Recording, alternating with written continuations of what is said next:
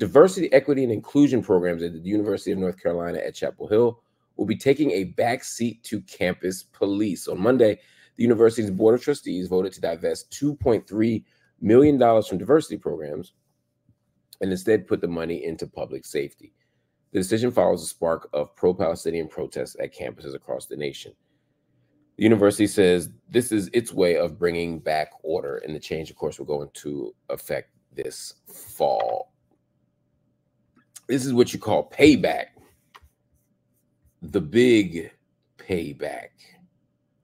So, first of all, you need to understand that UNC-Chapel Hill is a very conservative place. They've always been a very conservative place. But this is the place that wouldn't hire Nikole Hannah-Jones. Even though she got hired by the faculty, they were trying to give her a hard time about tenure. They were trying to give her a hard time about her money. They were trying to make it difficult for her to come in. Why? Because they have conservative board members. They have conservative alumni base, and they don't pretend not to be. And so they saw giving Nikole Hannah-Jones a hard time as being a kind of way of pushing back against quote unquote wokeness. That's what they like to say. Against wokeness, that's what they like to say. So when the pro-Palestinian protests come out, the UNC Board of Governors decides that they're going to crack down. They're going to fight back. They're going to silence the resistance. How do you silence the resistance? Well, you make people pay. You arrest students. You tear down encampments. You silence voices. You make effectively an enemies list. UNC North Carolina has done that.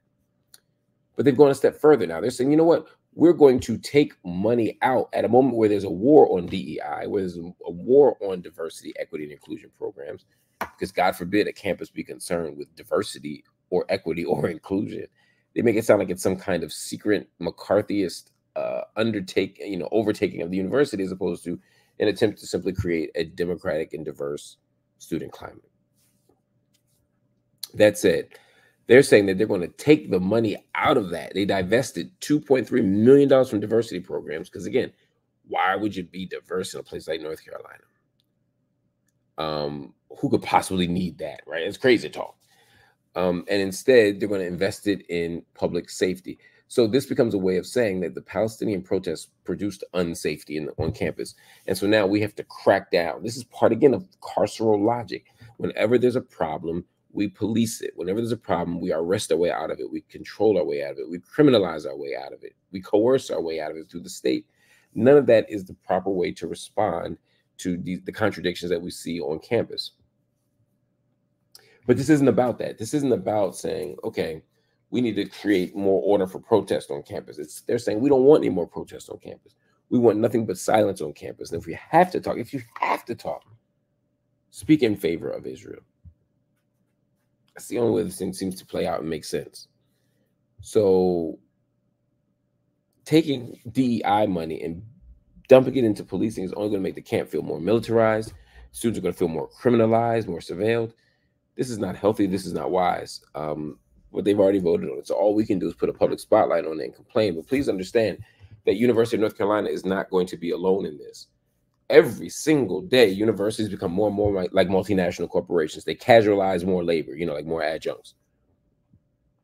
They do everything they can to defund unions. They try to exploit graduate students for all the labor. They deliver less and less and charge more and more. I mean, the presidents of universities are much more like multinational corporate CEOs than they are educational stewards. So when you have those kinds of backgrounds, you got this kind of context, it's no surprise that universities are going to do what's good for business. And what's good for business is whatever the donors want to say. If you have a conservative base, and what's good for business is taking on conservative causes. If donors are sad or upset or angry about DEI or affirmative action or whatever, then they're going to double down on that. The universities don't have a principled position. They simply have a financial position. This is something that we cannot allow to become the norm.